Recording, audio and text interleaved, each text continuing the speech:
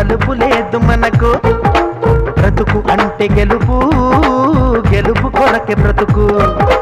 కష్టాలు రాని కన్నీళ్లు రాని ఏమైనా కానీ ఎదురేది రాని, ఓడిపోవద్దు రాజీ పడొద్దు, నిద్రేని కొద్దు నిగిని హద్దు. ఒకటే జననం ఒకటే మరణం ఒకటే గమనం ఒకటే గమ్యం, గెలుపు పొందే వరకు